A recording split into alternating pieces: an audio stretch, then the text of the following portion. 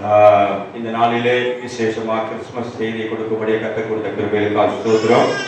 எடுத்துக்கொள்வோம். லூக்கா எழுதின சுவிசேஷம் 2ஆம் அதிகாரம் வசனம் 8ஆம் வசனத்தை ஒரு வசனமா வாசித்து நாம் தியானிக்க போகிறோம். முதலாவது 8ஆம் வசனத்தை வாசிக்க கேட்போம். லூக்கா எழுதின சுவிசேஷம் 2ஆம் அதிகாரம் வசனம் 8ஆம் வசனம். சின்ன பிள்ளைகள் அமைதியா இருக்கணும், பேசக்கூடாது. இந்த பிள்ளைகளை கொஞ்சம் பார்த்துக்கங்க. சரி, வாசிங்க.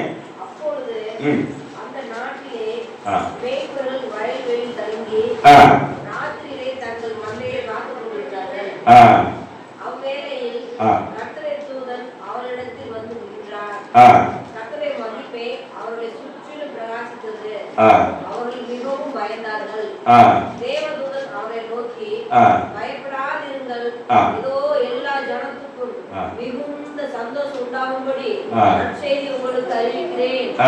இன்று கர்த்தராகிய கிறிஸ்து என்னும் ரட்சகர் உங்களுக்கு தாவீதினுடைய பிறந்திருக்கிறார். பிள்ளைகளை துணிகளையும் சுற்றி முன்னணியிலே கிடத்திருப்பார்கள், காண்பீர்கள். இதுவே உங்களுக்கு அடையாளம் என்றார். முதலாவது வசனம் சொல்லுகிறது, மேய்ப்பர்களுக்கு தான் முதல்ல சுவிசேஷம் அறிவிக்கப்பட்டது. யாருக்கு அறிவிக்கப்பட்டது? சரி, ஏன் மேய்ப்பர்களுக்கு முதல் சுவிசேஷம் அறிவிக்கப்பட்டது? ஏன் தேவன் அன்னைக்கு சாஸ்திரிகள் கூட 2ஆவதா இருக்கிறாங்க. சாஸ்திரிகள் இருந்தாங்க, வந்தாங்க, பட் ஆனா சாஸ்திரிகள் தான் 2ஆவது தான். அன்னைக்கு எத்தனையோ பரிசுத்தவான்கள் இருந்திருக்கலாம், அன்னைக்கு நாட்கள்ல சிமியோன் இருந்திருக்கலாம், இல்லையா? எத்தனையோ மரியாதை கூட என்ன பண்ணலாம், ஒரு வெளியேறப்பட்ட ஸ்திரியா கதை பார்த்து. ஆனா எல்லாத்துக்கும் மேல பிறந்த செய்திய முதல்ல யாருக்கு சொல்லப்பட்டது அப்படின்னா மேய்ப்பர்களுக்கு. யாருக்கு? ஏன் மேய்ப்பர்களுக்கு சுவிசேஷம் அறிவிக்கப்பட்டது? அந்த மேய்ப்பர்கள்னாலே முதல்ல அந்த வசனத்தை வாசிக்கிற அவங்க எங்க இருக்கிறாங்க? ராத்திரி நேரம். ஹல்லேலூயா. மேய்ப்பர்கள் வேலை எங்க இருக்குது? ராத்திரியே தங்கள் மந்தை என்ன பண்ண காத்துக்கிட்டு இருப்பாங்க. இருட்டு சூழ்நிலை இருக்கிறவங்களை தேடி தேவன் முதலாவது தேடி வருகிறார். ஹல்லேலூயா சொல்லுமா. அந்த காலத்துல இருக்கிறவங்களுக்கு வெளிச்சத்தை உதிக்கிறதா இயேசு. ஆமென். என் வாழ்க்கை இருண்டு போய் கிடக்கிறது, என்னுடைய சூழ்நிலை இருண்டு போய் கிடக்கிறது, எனக்கு யாராவது வெளிச்சம் கொடுத்தா நல்லா இருக்குமே, சொல்லுவாங்கல்ல, என் கைப்பிடி தூக்கி விட்டா நல்லா இருக்குமே, என்னை வெளியே கொண்டு வந்தா நல்லா இருக்குமே சொல்லி நினைத்து கொண்டிருந்த அந்த மேய்ப்பர்கள், அவர்கள் அந்த காலத்துல இருட்டு வாழ்க்கையில் இருட்டில் இருக்கிறார்கள். அவர்களை தேடி தேவன் தம்முடைய ஒளியை அனுப்புகிறார். ஹல்லேலூயா சொல்லுவோம். ஹல்லேலூயா சொல்லுவோம். உங்க மனம் ஒருவேளை இருட்டில் இருக்கலாம், உங்க மனசு கர்த்தர் வெளிச்சமாக்குவார். ஹல்லேலூயா. அவருடைய அன்பின் பிரசனங்களை நிரப்பும் பொழுது உங்களுடைய மனசுல இருக்கிற எல்லா இருட்டும் வெளியே போயிடும். ஆமென். அந்த இருட்டுல தான் கவலைகள் இருக்கிறது, அந்த இருட்டுல தான் பாரம் இருக்கிறது. அந்த மனசுல இருக்கிற இருட்டு உங்களை விட்டு வெளியே போவதாக. ஹல்லேலூயா. ஓ, கிறிஸ்துவின் வெளிச்சம் உங்க மனசுல உதிப்பதாக. ஆமென். ஏன் மேய்ப்பர்கள் அப்படி சொல்லும் பொழுது ஆதியாகமத்தின் புத்தகத்துல வாசிக்கிறோம். ஸ்தோத்திரம். 46ஆம் அதிகாரம் 34ஆம் வசனத்தை மேய்ப்பர்களை குறித்து பின்பகுதியில் போடு. 46 34 சீக்கிரமா எடுத்தவங்க வாசிங்க. ஆதியாகமத்தின் புத்தகம் 46 34. நீங்கள் ஓசை நாட்டிலே இருக்கும்படி அவனை நோக்கி, எங்கள் பிதாக்களைப் போல உமது அடியாராகிய நாங்களும் எங்கள் சிறு வயது முதல் இதுவரைக்கும் சிறு வயதிலிருந்து மேய்ப்பரா இருக்கிறோம் என்று சொல்லுங்கள். மேய்ப்பர்கள் எல்லாரும் யாருக்கு அருவருப்பா இருக்கிறாங்க? எகிப்தியர். எகிப்தியர்னா யாரு? கர்த்தர் இல்லாத ஜனம், கர்த்தரை தேடாத ஜனம். அந்த ஜனத்துக்கு முன்பதாக இவர்கள் எப்படி இருக்கிறாங்க? அருவருப்பா இருக்கிறாங்க. அப்போ மேய்ப்பர்கள்னாலே அந்த நாட்கள்ல எப்படின்னா சமூகத்துல பார்க்கும் பொழுது இயேசு கிறிஸ்துவின் நாட்கள்ல ஒதுக்கி வைப்பாங்க. மேய்ப்பர்கள் என்ன பண்ணுவாங்க? அவர்கள் முக்கியமான ஆலய பண்டிகையில ஊர் திருவிழால முன்னாடி வந்து நிற்க மாட்டாங்க. மேய்ப்பர்கள்னாலே ஏன் அப்படி சொல்றாங்க அப்படின்னா, மேய்ப்பர்கள் இருக்கிற ஏரியா எந்த ஊரு? எந்த ஏரியா இருக்கிறாங்க? காடுகளில் மலைகளில் என்ன பண்றாங்க? திரிகிறாங்க. அந்த காடுகள் மலைகளில் என்ன இருக்குது? தீட்டுகள் இருக்கு, விலங்குகள் செத்து கிடக்கும், அசுத்தங்கள் இருக்கும். அது மத்தியில சுத்தி கொண்டிருக்கிறதுனால மேய்ப்பர் அப்படின்னாலே நீ தீண்ட தகாதவன், நீ எங்களுடைய பரிசுத்தமான இடத்துக்குள்ள வர்றதுக்கு தகுதியற்றவன் என்று சொல்லி ஒதுக்கி வைப்பார்களாம் அந்த நாட்களிலே. அருவருப்பானவர்கள் பைபிளே போட்டுக்கலாம். எகிப்தியர் எப்படி மேய்ப்பர்களுக்கு? மேய்ப்பர்னாலே அருவருப்பா பார்க்கிறோம். இன்னைக்கு உங்களை சமூகத்துல உங்களை மட்டந்தத்தி என்னை பார்க்கறாங்க பாஸ்டர், என்னை குறைவா பார்க்கறாங்க பாஸ்டர், என்னைய வாழ்க்கையை குறைவா பார்க்கறாங்க, என்னை சுற்றி இருக்கிற ஜனங்களை என்னை அவமதிக்கிற பார்க்கறாங்க, என்னை அசட்டையா பார்க்கறாங்க, என்னை ஒரு விதமா பார்க்கறாங்கன்னு சொல்லி கண்ணீரோட பாரத்தை வைப்பீர்கள் என்றால் உங்களை தேடிதான் இன்னைக்கு நற்செய்தி. அல்லேலூயா. கர்த்தர் அவங்களை தேடி வரல, உங்களை தேடி வந்தார். நாமே பக்கத்துல கை கொண்டு சொல்லுங்க, உங்களை தேடிதான் வந்தார், அவங்களை தேடி வரல. ஹல்லேலூயா, ஹல்லேலூயா. யாரை கர்த்தர் பலப்படுத்துவாரு? பலவீனனை தான் பலப்படுத்துவார். ஆமென். பலம் உள்ளவர்களுக்கு பலம் தேவை, பணம் இல்லாதவர்களுக்கு பணத்தை கொடுக்கணும், பணம் இருக்கிறவங்களுக்கு பணம் தேவையில்லை, பணம் இல்லாதவர்களுக்கு. அது போலவே பொருளாதாரமே இல்லைன்னு சொல்லி வாழ்வாதாரமே இல்லைன்னு சொல்றவங்க கர்த்தர் நம்மளாரு வாழ்வாதாரமாய் வருகிறார். அல்லேலூயா. சொல்லுங்க, நானே ஒரு வாழ்வாதாரமாய் இருப்பேன். ஆமென். நானே ஒரு பொருளாதாரமாய் இருப்பேன். அல்லேலூயா. இப்படிதான் ஆண்டவர் சொல்றார். யாரு தேடி வந்தாரா? அருவருக்கப்பட்ட, அசட்டை செய்யப்பட்ட, ஒதுக்கி வைக்கப்பட்ட ஜனத்தை தேடிதான் இயேசுவானவர் வந்தார். அல்லேலூயா. அவருக்கு தான் சுவிசேஷம் வந்து அறிவிக்கப்படுது. ஆண்டவருக்கு தெரியும் நீ போய் கொண்டிருக்கிற சூழ்நிலை, கர்த்தருக்கு தெரியும் நீ எந்த சூழ்நிலை இருக்கிறீங்க தெரியும், எப்படிப்பட்ட வாழ்க்கையில வாழ்ந்து கொண்டீங்க கர்த்தருக்கு தெரியும். அதனாலதான் கர்த்தர் உங்களை அறிந்திருக்கிறார். அல்லேலூயா. நீ எப்படிப்பட்ட சூழ்நிலை இருக்கேன்னு எனக்கு தெரியும் மக்களை, நீ சொல்லவே தேவை. ஆமென். மேற்பர்கள் தங்கள் வெளிப்படுத்த தேவையில்லை. நாங்க இவ்வளவு கஷ்டத்துல இருக்கிறோம், புறக்கணிக்கப்பட்டிருக்கிறோம், ஒதுக்கப்பட்டிருக்கிறோம், வெட்கத்தோட வாழ்றோம் சொல்ல தேவையில்லை. கர்த்தர் பார்த்தார். அல்லேலூயா. அல்லேலூயா. சொல்லுவோமா? உங்களை கர்த்தர் பரலோகத்தில் பார்க்க நினைக்கிறீங்களா? யார் என்னை பார்க்கிறான்னு இல்ல, ஆகாரை அலைந்து கொண்டு தான் ஆகாரை கண்டவன் கண்ணீரோட கர்த்தர் உடனே பார்த்துருவார். ஆமென். அல்லேலூயா. சொல்லுவோமா? அதுதான் தேவன். தேவனுடைய குணாதிசயம் என்ன? யாருன்னா, யாரு திக்கற்றோட அலைகிறாங்களோ, யார் வேதனையில கிடக்கிறாங்களோ, யார் புறக்கணிக்கப்பட்ட ஒரு குறிப்பிட்ட சூழ்நிலை புறக்கணிக்கப்பட்ட நிலைமை இருக்கிறாங்களோ, அவங்க மத்தியில இறங்கி தட்டி கொடுத்து நான் இருக்கிறேன். அல்லேலூயா. நான் தான் உனக்கு எல்லாமே இருப்பேன். ஆமென்.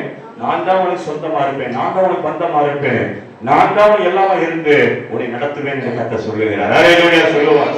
இந்த மேய்ப்பர்கள் ராத்திரியில கிடக்கிறார்கள், அந்த காலத்துல இருக்கிறவர்களை கர்த்தர் சந்தித்தார். இரண்டாவது, அருவருக்கப்பட்ட நிலைமையில, ஒதுக்கப்பட்ட நிலைமையில இருக்கிறவர்களை கர்த்தர் சந்திப்பார். அல்லேலூயா. ஒருவேளை இந்த சத்தியத்தை கேட்டுக்கொள்கிற ஆன்லைன்லயும் சரி, அல்லது ஒரு வெளியில கேட்டுக்கொண்டு யாராலும் சரி, உள்ள இருந்தாலும் சரி, உங்களுக்கு ஒரு அழைப்பு வருகிறது, உங்களுக்கு ஒரு நற்செய்தி வருகிறது. நீ இந்த சூழலிலிருந்து வெளியே வர போறீங்க. அல்லேலூயா. உங்களுக்கு மிகுந்த சந்தோஷத்தை கர்த்தர் கொடுக்கிற அந்த நாட்களிலே, ஆமென், நீ கவலையோடு கண்ணீரோடு வாழ தேவையில்லை, உனக்கு ஒரு சந்தோஷத்தை கொடுக்கும்படியா கர்த்தர் வந்திருக்கிறார். ஆமென். என்ன நடக்குது பாருங்க. மேய்ப்பர்கள் அருவருக்கப்பட்டவர்களா இருந்தவர்களே யார் வந்து சந்திக்கிறார்?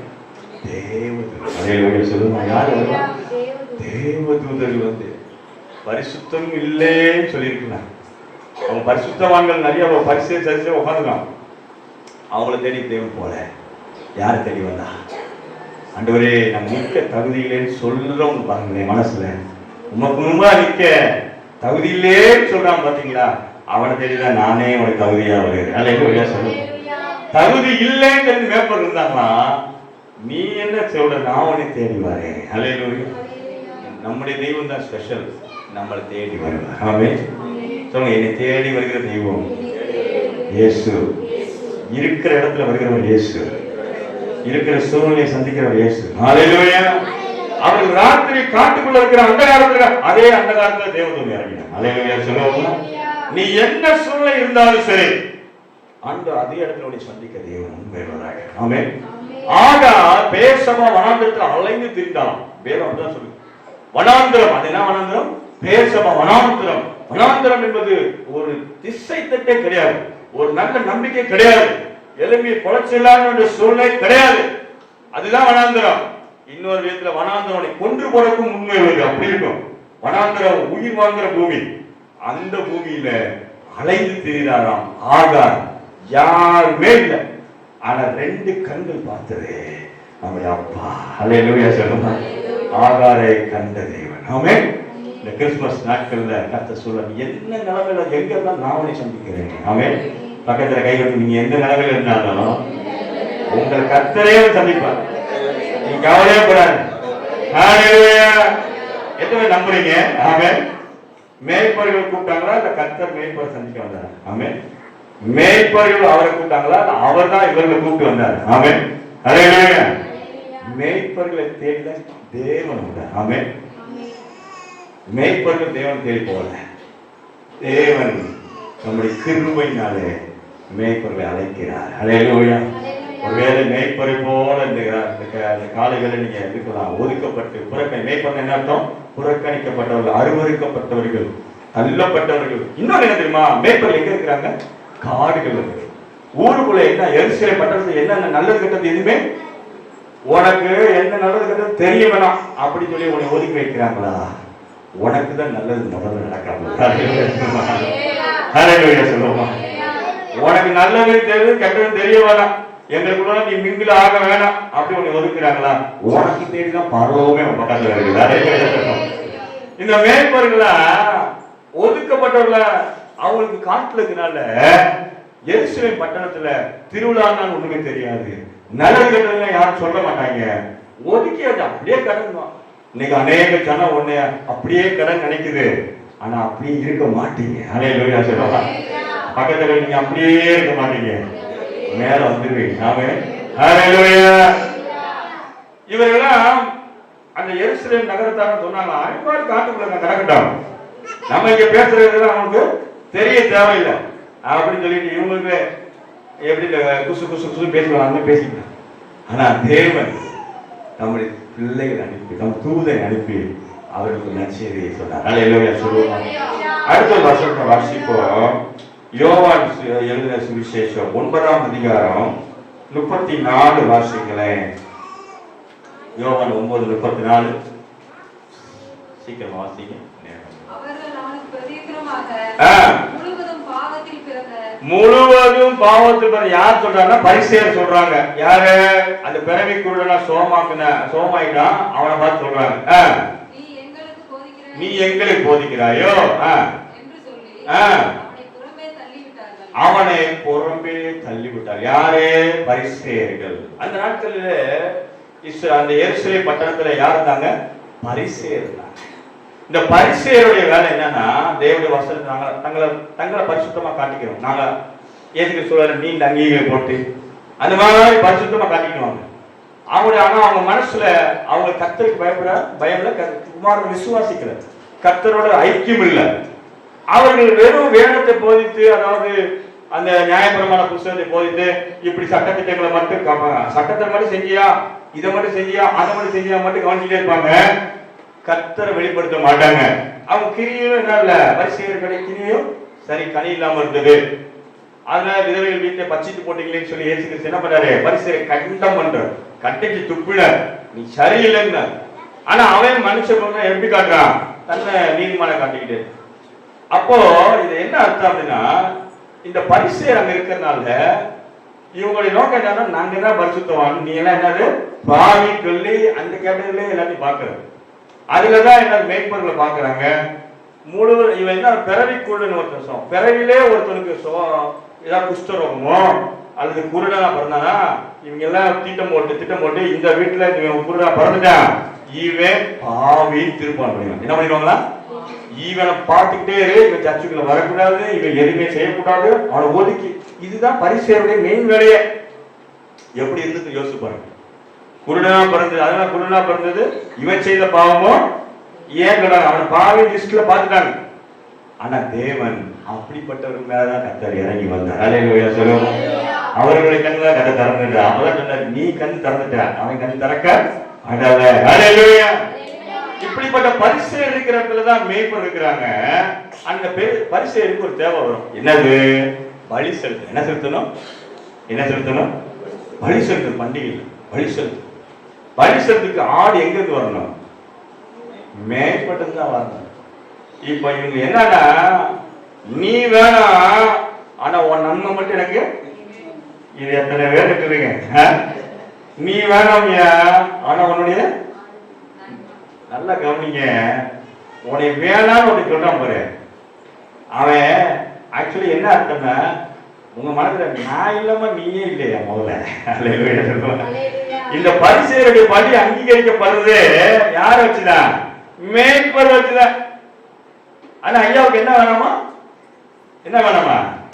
மேய்ப்பர் வேணாம், உன்னுடைய பொருள் மட்டும் எனக்கு வேணும். ஹலோ, இன்னைக்கு சமூகம் எப்படி பாத்தீங்களா? உன்னை சுத்தி எப்படி இப்படி தானே இருக்கு பாத்தீங்களா? உன்னை புறக்கணிப்பான், ஆனா உன் நன்மை மட்டும் உன் மேல வீழ்ச்சி போயிடுவான், ஆனா உன்னை வேணான்பான். இப்படிதான் இருந்தாங்க இந்த புறக்கணிச்சு இருந்தாங்க. பரிசை சொல்லுவாங்க, நீ அங்கேயே இருக்கிற, ஆனா உன்னுடைய பலி எனக்கு தான் வந்துடணும். ஆடு கடா விட்டு டெய்லி நடக்கணும், பலியை கொண்டு வந்துரு. அது என்ன சொல்லுங்க? மறைமுகமா, நீ இல்லைன்னா நான் இல்லை. உன்னை உங்களை ஒதுக்கிறான் பாத்தீங்களா? அவன் என்ன சொல்றான்னா, அவனை பார்த்து உங்களுக்கு செய்தி இருக்கு, நீ நான் இல்லைன்னா அல்லேலூயா. கர்த்தர் அப்படிதான் வைக்க போறார். அல்லேலூயா சொல்லுங்க. கர்த்தர் அப்படிதான் என்ன புறக்கணிச்சுட்டே இருக்கானா, கடைசியில் ஒரு நாள் வந்துருவான், நீ இருந்தனால நான் புறத்திருக்கிறேன். அல்லேலூயா சொல்லுங்க. பக்கத்துல கை விட்டு உங்களை புறக்கணிக்கிறவங்க மத்தியில கர்த்தர் உங்களை உயர்த்துவார், உயர்த்துவார், உயர்த்துவார். மனம் திரும்புவார்கள் அவர்கள். ஆமே. பட்டணத்துல என்ன கெடா வெட்டு வரும், பண்டிகை நடந்துட்டே எருசலேம்ல கெடா வெட்டு வந்துட்டே இருக்கணும், ஆனா ஆடு எங்க இருந்து வரணும்? ஆமே. அல்லேலூயா. நீங்க தாங்க பெஸ்ட். அல்லேலூயா. நீங்க தாங்க விசேஷமே. ஆமே.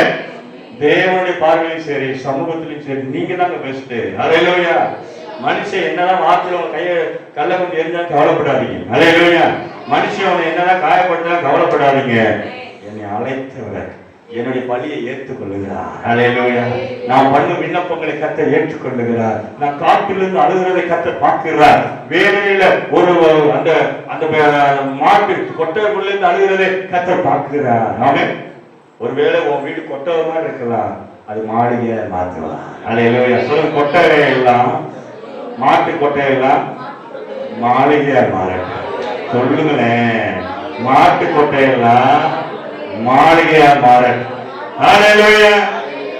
அல்லேலூயா. நீங்க மாட்டு கொட்டையில் இருக்கக்கூடாது, அவர் மாட்டு கொட்டைக்கு வந்தார். ஆமென். ஆமென். நீ மாட்டு கொட்டையில இருந்து மாடை பார்த்து போயிடாத. அல்லேலூயா. இந்த கோழி மாதிரியே பார்த்து போயிடாத, உற்றாத, உயிரை உற்றாத, நீயே உனக்கு தீர்ப்பை எழுதிடாத, என் வாழ்க்கை இப்படின்னு இல்ல. ஆண்டவரே கட்டணும். அல்லேலூயா. நன்மையை சுதந்திரிப்பேன். ஆமென். நான் ஜீவனுள்ள தேவனுடைய ஜீவனுள்ள தேசத்தில் நன்மையை காண்பேன் என்று விசுவாசியாக இருந்தால் கெட்டு போயிருக்கேன். விசுவாசிக்கிறேன்னா கெட்டு போவேன், விசுவாசித்தா அனுபவிப்பேன். அல்லேலூயா. சோ அப்ப என்ன நடக்குது? பரிசேயர் பார்வையில் கர்த்தர் என்ன பண்ணாரு? இவர்களை உயர்த்தி வச்சிருக்கிறார். ஆமென். கடைசியா ஒன்று மட்டும் சொல்லி நான் முடிக்க விரும்புகிறேன். எபிரேயர் நிருபம் 9ஆம் அதிகாரம் 22ஆம் வசனத்தை வாசிக்கப்போம். 9:22. எபிரேயர் நிருபம் 9:22. எபிரேயர் 9:22 வாசிங்க. நியாயப்பிரமாணத்தின்படி கொஞ்சம் குறையா எல்லா ரத்தத்தினாலே சுத்திகரிக்கப்படும், ரத்தம் சிந்துதல் உண்டாகாது. அல்லேலூயா. சொல்லுவோமா? ரத்தம் சிந்துதல் இல்லாமல் என்ன உண்டாகாது? இப்ப அந்த ரத்தம் என்னது? ஆடு. அந்த ஆடு சிந்தப்பட்டாதான் அவனுக்கே மன்னிப்பு. அந்த ஆடு இல்லைன்னா அவனுக்கு மன்னிப்பு, அவன் பொழைக்கவே மாட்டான், அவன் ஆசீர்வாதமா இருக்கவே. நம்ம ஆசீர்வாதமா இருக்கிறது ஆட்டுனால. அல்லேலூயா. பக்கத்துல கை கொண்டு ஆட்டுனாலதான் நீங்க ஆசீர்வாதமா இருப்பீங்க. ஆடுனா என்ன? கெடா. ஆமென். கெடா சர்வலோகத்தின் பாவங்களையும் சுமந்து தீர்த்த கெடா, பழுதற்ற கெடா. அல்லேலூயா. உன்னத கெடா. ஆமென். இந்த ஒரு கெடா வந்தனால உங்க வீடு நல்லா இருக்கும். ஆமென். இயேசு கிறிஸ்து ரத்தம். அல்லேலூயா. சோ அப்ப என்ன நடக்குது? இந்த கெடா என்ன சொல்லி இந்த ரத்தத்தை அந்த ஆசாரியர்கள் பரிசேயர்களுடைய வாழ்க்கை நல்லா இருப்பதற்கு, அல்லது அந்த எருசலேம் நகரத்தாருடைய வாழ்க்கை நல்லா இருப்பதற்கு ஒரு பகுதியில இந்த ஆடை கொடுக்குறான் பாருங்க, இவனாலதான் அவன் நல்லா இருக்கிறான். அல்லேலூயா. இன்னைக்கு ஆண்டவர் சொல்றாரு, வீடு கட்டுகிறவர்கள் என்று ஆகாத கல்லின கல்லு எப்படி கல்லு? தலைக்கு சொல்லுங்க, தலைக்கு மூளை. இந்த மேற்பதான் என் மூளைக்கு கலைக்கல். அவன் இவன் மட்டும் இல்ல, உன் குடும்பத்தில் ஒண்ணுமே இல்ல. அவன் இன்னைக்கு ஆண்டவர், நீ மட்டும் அந்த வீட்டுக்குள்ள இல்ல, உன் குடும்பம் ஒண்ணும் இல்ல. அவன் சொல்லுவாங்க, இந்த வார்த்தை ஒவ்வொருவரும் கத்து சொல்ற உன்னை அழைத்ததாக உன்னை வச்சுதான் உன் வீட்டு ஆசீர்வதித்து கொண்டிருக்கிற உன்னை வச்சுதான் நிறைய பேர் நல்லா இருக்கிற அவர் உன் கைகளை தளர்ந்து விடாதே. ஹல்லேலூயா. உங்க மூலமா தான் ஆசீர்வாதம் வீட்டுக்கு வந்து கொண்டிருக்கு. ஆமென். இந்த மேய்ப்பரை வச்சுதான் அவங்க நல்லா இருக்காங்க. கெடா வெட்டு எப்படி நடக்குது? இவங்க கெடா எடுத்து வர முடியாது. இவன் காடு தேடி வர மாட்டான். இவர் எல்லை வச்சிருப்பான், எல்லை விட்டு வர மாட்டான். நீங்க நிறைய பேர் எல்லை போட்டு இருக்காங்க. உங்க எதிரியெல்லாம் எல்லைக்குள்ள தான் இருக்காங்க. சொல்லுங்க, உங்க எதிரியெல்லாம்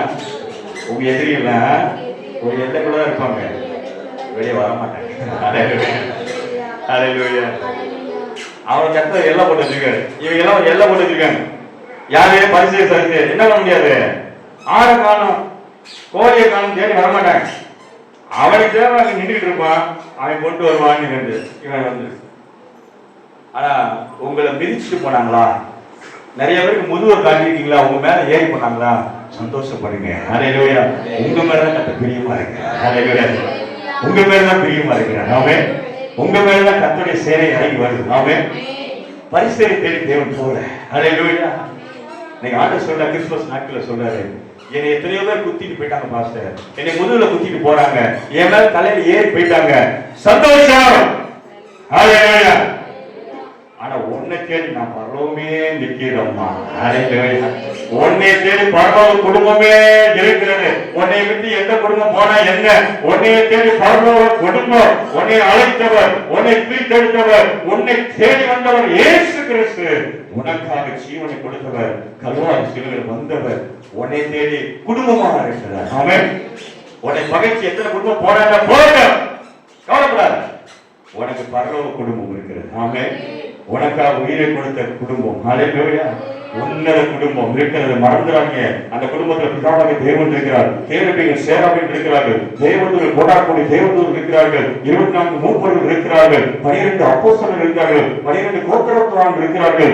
ஒருவர் எண்ணக்கூடாத ஜனம் சுத்தி இருக்கிறது. பரிசுத்தர் பரிசுத்தர் பரிசுத்தர் என்று சொல்லிக்கொண்டு இப்ப கூட சொல்லிக் கொண்டிருக்கிறார். ஹல்லேலூயா. சொல்லுவோமா? ஹல்லேலூயா. யார் சொன்னா நீ அனாதை? ஹல்லேலூயா. ஒரு நாளும் தனிமையா உணரக்கூடாது. ஆமென். எனக்கு யாருன்னு சொல்லக்கூடாது. ஹல்லேலூயா. அப்படி சொன்னீங்கன்னா நீங்க யார் அவமதிக்கிறீங்க? கர்த்தர் அவமதிக்கிறீங்க இல்ல. அது தெரியாம சொல்றேன். ஆனா எனக்கு ஒரு குடும்பம் உண்டு. பக்கத்துல கைவிட்டணும். எனக்கு ஒரு குடும்பம் உண்டு. உங்களுக்கு ஒரு குடும்பம் இருக்குது. அது பரலோக குடும்பம், உனக்கா வருகிற குடும்பம். ஹல்லேலூயா. உனக்கா நிக்கிற குடும்பம். ஹல்லேலூயா. எத்தனை நம்புறீங்க? கிறிஸ்துமஸ் நாட்கள்ல உங்களுக்காக நிற்பாருங்க. ஹல்லேலூயா. உங்களை ஆண்டவர் அழைச்சிட்டாருன்னா உங்க ஓட்டம் முடிய வரைக்கும் கை சுற்றி கூட வருவார், நிறைவேற்றி முடிப்பார். அப்படியே எழுதி போவான். அப்படியே கண்களை மூடி சொன்னதை செய்து முடிப்பீர், நீர் முடித்து தீர்க்க மட்டும் கைவிட மாட்டீர். சொன்னதை செய்து முடிப்பீர், நீர் முடித்து தீர்க்க மட்டும் கைவிட மாட்டீர். என் கையை கொண்டு தொடங்கினதெல்லாம் என் கையை கொண்டு நிறைவேற்றுவீர். என் கையை கொண்டு தொடங்கினதெல்லாம் என் கையை கொண்டு நிறைவேற்றுவீர். மறவாமல் நினைப்பவரே இயேசையா நிறைவேற்றி முடிப்பார். அப்படியே கண்களை மூடி கண்ணீரோடு சொல்லுவோமா? மறவாமல் நினைப்பவரே இயேசையா நிறைவேற்றி முடிப்பவரே, நீ நம்ப பண்ணின உன் வாக்குகளை நிலைத்து நிறைவேற்றுவீர். நீ நம்ப பண்ணின உன் வாக்குகளை நிலைத்து நிறைவேற்றுவீர். மறவாமல் நினைப்பவரே இயேசையா நிறைவேற்றி முடிப்பவர். இந்த வருஷத்துல சொல்லுங்க, இந்த வருஷத்துல எல்லா ஆக்குறது நடைபெற போகுது. நிறைவேற்றி முடிப்பவரே, மறவாமல் நினைத்தவரே இயேசையா நிறைவேற்றி முடிப்பவரே. நோவா தன் குடும்பத்தோட அந்த பேழையில போயிட்டே நடக்கடல்ல எப்படா செட்டில் ஆகணும்னு பார்த்துக்கிட்டே இருந்துச்சு. அந்த குடும்பம் எதிர்பார்த்துக்கிட்டே இருந்தது. கர்த்தர் வேதத்தை வாசிக்கிறோம், நோவாவையும் குடும்பத்தை நினைவு கூர்ந்தார். நினைவு கூறுகிறது. நினைவு கூர்ந்தது என்ன தெரியுமா? உங்களுக்கு தெரியுமா? நினைவு கூர்ந்த என்ன? கர்த்தர் கீழ்காற்றை அனுப்பி ஜலத்தை வற்றி போக பண்ணினார். ப்ராசஸ் சொல்லுங்க, ப்ராசஸ். என் குடும்பத்துக்கு சில ப்ராசஸ் ஆண்டவர் செய்ய போகிறேன். இந்த நாட்களில் செய்ய போகிறேன். நல்ல காரியத்தை அபிஷேகம் உன் குடும்பத்துக்கே ஒரு ப்ராசஸ் செய்யறேன். நோவா குடும்பத்துக்கு ஒரு ப்ராசஸ். ஆண்டவரே, என்னுடைய குடும்பம் எப்ப செட்டில் ஆகும்? ஓடிக்கிட்டே இருக்குதப்பா. ஒரு குறிப்பிட்ட ஓட்டத்துல அந்த கடல்ல போய்கிட்டே இருக்கு கப்பல். கப்பல் என்னை கரை கட்டும், என்னைக்கு என் கடவு கரைக்கப்படும். நினைவு கூர்ந்துட்டாருனாலே இன்னைக்கு ஆண்டு சொன்னாங்க, நினைவு கூர்ந்துட்டேன். உன் குடும்பத்தை குறித்து நினைவு கூர்ந்துட்டேன். உனக்கான கதை திறப்பு. உன் குடும்பம் வெளியே வரணும் ஒரு கனவு. ஆண்டோட வல்லமை, ஆண்டோட பிரச்சனை எனக்கு வரவேன் பார்க்கிறேன். பெற்றுக்கோ, வார்த்தை பெற்றுக்கோ, ஒரு அபிஷேக வார்த்தை பெற்றுக்கோ. அப்படியே நடக்க போகுது உனக்கு, அப்படியே நடக்கும். முழு குடும்பமா அந்த வெளியே வந்துடுவ. செட்டில்மெண்ட் கொடுப்பாரு. ஆண்டவர் செட்டிலாக விட்டுருவாரு. நீ செட்டில்மெண்ட் ப்ராசஸ் வந்து செட்டில்மெண்ட்ல போய் முடியும். ப்ராசஸ் செட்டில்மெண்ட்ல போய் முடியும். கீழ்காற்று ஜலத்தை வத்தி போக பண்ணிச்சு.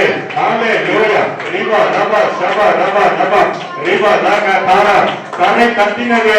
கரையில இறங்கினார்கள். ஒரு குடும்பம் முழுவதும் கரையில இறங்கும். புதிய பூமிக்குள்ள இறங்கும். ஒரு கால் நம்ம பூமியில படும். பெற்றுக்க கால அபிஷேகம் இறங்கட்டும். எல்லாரும் கால்களோட அபிஷேகம், வல்லமை ஆவியோட வல்லமை கால்கள் இறங்கட்டும். சுதந்திரிக்கிற கால்கள் எல்லாம் தேவ பிரச்சனை நிரப்பப்படுவதாக, தேவ வல்லமை நிரப்புவதாக. கால்களை ஆசீர்வதிக்கிறேன். மான்கால்களை போல ஆசீர்வதிக்கிறேன். மான்கால்களை உனக்கு உண்டு. உயரத்தை ஏற்கிற மான்கால்களை போல ஆசீர்வதிக்கிறேன். தேவ வல்லமை கால்களை இறங்குவதை நான் பார்க்கிறேன். ஒரு சிலருடைய கால்கள் தேவ வல்லமை இறங்குவதை நான் பார்க்கிறேன். பெற்றுக்கொள். அபிஷேக முகத்தை குறித்து உன்னை வெளியே கொண்டு வருகிறேன். நோயை நினைவு கூறுகிற கர்த்தர் உன்னை நினைவு கூறுகிறார். ஒரு குடும்பத்தை நினைவு கூறுகிறார். ஒரு பிள்ளையை நினைவு கூறுகிறார். ஒரு ஓட்டத்தை நினைவு கூறுகிறார்.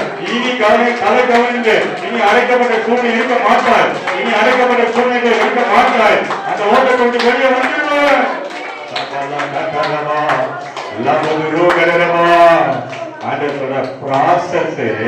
செட்டில்மெண்ட்ல போய் முடியும். கர்த்தர் ப்ராசஸ் தொடங்கிட்டாரு. நோவாக்கு ஒரு ப்ராசஸ் தொடங்கிட்டாரு. கீழ்காற்றை அனுப்பிட்டார். உங்களுக்கு தேவையான நினைவு கூர்ந்துட்டாரான்னு பாரு. நினைவு கூர்ந்துட்டேன். இன்னைக்கு ஆண்டு தீர்க்க தரிசனமா சொல்ற குடும்பத்தை நான் நினைவு கூர்ந்துட்டேன். நோவாவை நினைவு கூர்ந்த கர்த்தர் உன்னை எப்படி உன் குடும்பத்தை கைவிடுவேன், உன் பிள்ளையை நான் எப்படி கைவிடுவேன், உன் எதிர்காலத்தை எப்படி நான் கைவிடுவேன். நீ எனவே நம்பி வந்துட்டே இல்லை, எனக்காகவே வந்துட்டே இல்லை, எல்லாத்தையும் விட்டு வந்து இல்லை, எனவே நேசிக்க வந்துடல. நான் மகளே உன்னை நான் எப்படி கைவிடுவேன்?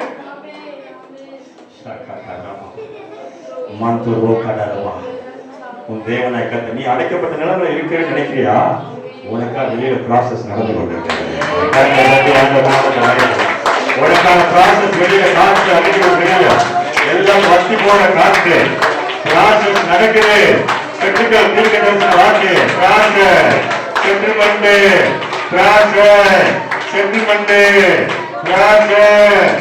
செட்டில்மெண்டா மாறும்.